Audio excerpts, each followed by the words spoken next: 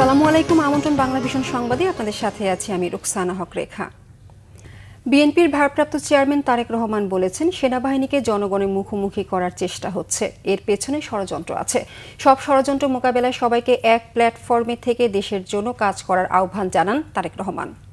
সেনাবাহিনীকে জনগণের মুখোমুখি করানোর চেষ্টা করা হচ্ছে। আপনি একজন সাংবাদিক হিসেবে, আমি একজন রাজনৈতিক কর্মী হিসেবে আমরা এতটুকু বুঝি যে এটি পিছনে নিশ্চয়ই কোনো ষড়যন্ত্র আছে। আমরা সকলে মিলে, দেশপ্রেমিক প্রত্যেকটি মানুষ আমরা সকলে মিলে যদি সচেতন থাকি, সচেষ্ট থাকি, অবশ্যই আমরা এই ষড়যন্ত্র মোকাবেলা করতে সক্ষম হব।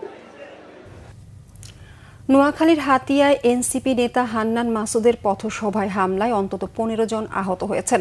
সোমবার সন্ধ্যা 7:30টায় উপজেলার জাহাজমারা বাজারে এই ঘটনা হয়। এর প্রতিবাদে এবং দোষীদের বিচার দাবিতে জাহাজমারা বাজারের সড়কে অবস্থান কর্মসূচি পালন করেন এনসিপির কর্মী সমর্থকরা। কর্মসূচি চলাকালে রাত 9:30টার দিকে দ্বিতীয় দফায় হামলা হয় বলে জানিয়েছেন হান্নান মাসুদের সমর্থকরা। এ সময় অস্ত্র ও ইটের আঘাতে আব্দুল হান্নান মাসুদ সহ কমপক্ষে 10 নেতাকর্মী আহত হন। হান্নান মাসুদের অভিযোগ, স্থানীয় বিএনপি নামধারী কিছু লোকের নেতৃত্বে ওই হামলা চালানো হয়েছে। শনিবার এলাকার দুস্থদের খোঁজ খবর নিতে হাতিয়ায় যান এনসিপি নেতা হান্নান মাসুদ। সোমবার ইফতার শেষে বাজারে একটি পথসভায় বক্তব্য দিচ্ছিলেন তিনি। এ সময় একদল লোক বাজারের পশ্চিম দিক থেকে মিছিল নিয়ে অতর্কিত হামলা চালান। নোয়াখালীর হাতিয়ায় জাতীয় নাগরিক পার্টির সিনিয়র যুগ্ম মুখ্য সমন্বয়ক আব্দুল হান্নান মাসুদ সহ অন্তত 20 জনের উপর হামলার ঘটনায় বিএনপিকে দায়ী করে দোষীদের দ্রুত গ্রেফতারের দাবি জানিয়েছে জাতীয় নাগরিক পার্টি। রাত 12:05 রাজধানীর বাংলা মোটরে মশাল মিছিল করেন এনসিপি কর্মীরা। হামলার ঘটনায় বিএনপিকে দায়ী করেন তারা। অভিযোগ করেন, বিএনপি সন্ত্রাসীরা হত্যার উদ্দেশ্যে এ হামলা চালিয়েছে। হামলার ঘটনায় দায়ীদের দ্রুত গ্রেফতারের আলটিমেটাম দেয় বিক্ষুব্ধরা। মশাল হাতে নিয়ে বিক্ষোভ মিছিলটি ইন্টারকন্টিনেন্টাল সিগন্যাল হয়ে আবার বাংলা মোটরে এসে শেষ হয়।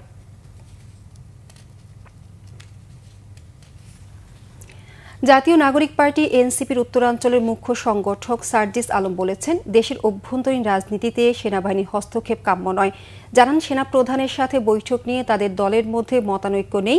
সার্জিস আরও বলেন, রিফাইন্ড আওয়ামী লীগ বা অন্য নামে আওয়ামী লীগকে ফিরিয়ে আনার গল্প সেনাবাহিনী সহ অন্য কেউ যাতে না শোনায়।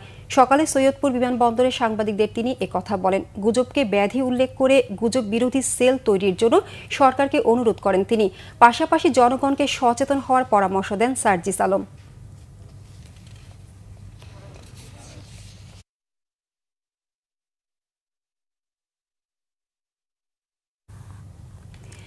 ঈদ যাত্রায় চাপ বাড়ছে ঢাকা টাঙ্গাইল মহাসড়কে। গাজীপুরের চন্দ্রা ত্রিপুরে যানজটে ভোগান্তির সংখ্যা যাত্রী ও গণপরিবহন চালকদের। এ মহাসড়কে যানজটের সংখ্যার পাশাপাশি ছিনতাই ও ডাকাতির আতঙ্ক ভোগাচ্ছে যাত্রীদের। সড়কে শৃঙ্খলা রক্ষা ও অপরাধ দমনে পুলিশের কঠোর ভূমিকা চান এ রুটে চলাচলকারীরা। গাজীপুর থেকে মীর মোহাম্মদ ফারুকের তথ্য ছবিতে ডেস্ক রিপোর্ট।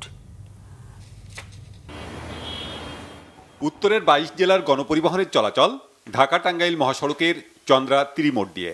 এ পথে ঢাকা ছাড়েন ঘরমুখো লাখো মানুষ। সব ধরনের যানবাহনের চাপে ভয়াবহ অবস্থা তৈরি হয় এ মহাসড়কে। যানজট আর বাড়তি ভাড়ায় নাজেহাল হন সাধারণ মানুষ। ত্রিমোড় এলাকায় টাঙ্গাইলমুখী লেনে অপরিকল্পিত রোড ডিভাইডার ও চন্দ্রা খারাজোড়া এলাকায় ট্রাফিক পুলিশের তল্লাশিতে এখন থেকেই ভোগান্তি শুরু হয়েছে এই মহাসড়কে। এরই মধ্যে বড় দুশ্চিন্তা ডাকাতি ও ছিনতাই। যানজট সৃষ্টি হয়, ফ্যামিলি নিয়ে যাওয়া খুব কষ্টকর, বা ছিনতাই বা পকেটমার এগুলো তো উৎপাত থাকেই। যানজটের লেগে ততটুকু সমস্যা নাই, ওটা সমাধান হয়ে যায়। কিন্তু চিন্তায় আর যে আপনার ডাকাতি চুরি রাহাজানি হয়, এটাই হলো বড় সমস্যা। প্রশাসন যদি অ্যালার্ট থাকে তাহলে আর কোনো সমস্যা হবে না। রং সাইডে গাড়ি চলাচল বন্ধ করা এবং যত্রতত্র পার্কিং থামাতে পুলিশের পদক্ষেপ চান ভুক্তভোগীরা। আর চালকরা বলছেন, ফুটপাত দখলমুক্ত করা ও ব্যাটারি চালিত অটোরিকশা নিয়ন্ত্রণ করলে ঈদযাত্রায় স্বস্তি মিলতে পারে। রাস্তায় যানজট হয়, ফুটপাতের লেগে অটোর লেগেই আমাকে সমস্যা। ওরা ডানি থেকে বামে থেকে ডানি চলে আসে, মাঝখানে দিয়ে আসে, হরেন দিয়ে উড্ডার সরে না। এদিকে এখনও বাস কাউন্টারগুলোতে যাত্রীর চাপ ততটা বাড়েনি। পোশাক কারখানা ছুটির পর চাপ সামলানো কঠিন হবে বলছেন পরিবহন সংশ্লিষ্টরা। গার্মেন্টস সেক্টর যেগুলা এমন কোম্পানিগুলো যখন ছুটি দেবে সেই মুহূর্তে যাত্রীর সংখ্যা অনেক বেড়ে যাবে। পর্যাপ্ত পরিমাণ গাড়ি আছে, কিন্তু যাত্রী মনে করেন আস্তে আস্তে বাড়তেছে আর কি। কাউন্টারে যাত্রী আসতেছে না এখন, বর্তমানে অবস্থা খারাপ, ভালো না। ঈদযাত্রায় ভোগান্তি ও দুর্ঘটনা এড়াতে নানা পদক্ষেপ নিয়েছে পুলিশ। শুধু চন্দ্রা এলাকাতেই দায়িত্ব পালন করবে 4 থেকে 500 পুলিশ সদস্য। ঢাকা টাঙ্গাইল মহাসড়কে চন্দ্রা এবং আশপাশ এলাকায় আমরা যেখানে ট্রাফিক জ্যাম হয় এই সমস্ত জায়গায় আমরা ইতিমধ্যে সিসি ক্যামেরা স্থাপনের পরিকল্পনা নিয়েছি। আমরা স্বাভাবিক সময়ের চেয়ে 4-5 গুণ অতিরিক্ত পুলিশ অফিসার ফোর্স আমরা নিয়োগ করেছি। আশা করি ঈদে ঘরমুখী মানুষ খুব সহজেই এবং যানজটমুক্তভাবে এবার ঈদ করতে পারবে এবং বাড়ি যেতে পারবে। নিরাপদে ও স্বস্তিতে বাড়ি ফেরার অপেক্ষায় ঢাকা টাঙ্গাইল মহাসড়কের যাত্রীরা। Bangla vision news desk. বকেয়া বেতন ও ঈদ বোনাসের দাবিতে গাজীপুরের কালিয়াকৈরের টপস্টার এলাকায় ঢাকা টাঙ্গাইল মহাসড়ক অবরোধ করে বিক্ষোভ করেছে শ্রমিকরা। সকাল 7:30টায় ঢাকা টাঙ্গাইল মহাসড়ক অবরোধ করে তারা।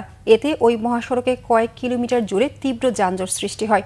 ভোগান্তিতে পড়ে পথচারী যাত্রী ও যানবাহনের চালকরা। শিল্প পুলিশ শ্রমিকদের বুঝিয়ে মহাসড়ক থেকে সরিয়ে দেওয়ার চেষ্টা করে, কিন্তু বিক্ষোভ অব্যাহত রাখে তারা। পরে সেনাবাহিনী ও বিজিবি ঘটনাস্থলে গিয়ে শ্রমিকদের মহাসড়ক থেকে সরিয়ে দেয়। সকাল 8:30টায় ঢাকা টাঙ্গাইল মহাসড়কে যান চলাচল স্বাভাবিক হয়। এই ছিল এখনকার মতো। পরের সংবাদ দুপুর 12টায়। এছাড়া বাংলাভিশন সংবাদ ও সংবাদ সংশ্লিষ্ট অনুষ্ঠান দেখতে ভিজিট করুন www.bvnews24.com ও facebook.com/বাংলাভিশন নিউজে এবং সাবস্ক্রাইব করুন youtube.com/বাংলাভিশন নিউজে। ধন্যবাদ সবাইকে।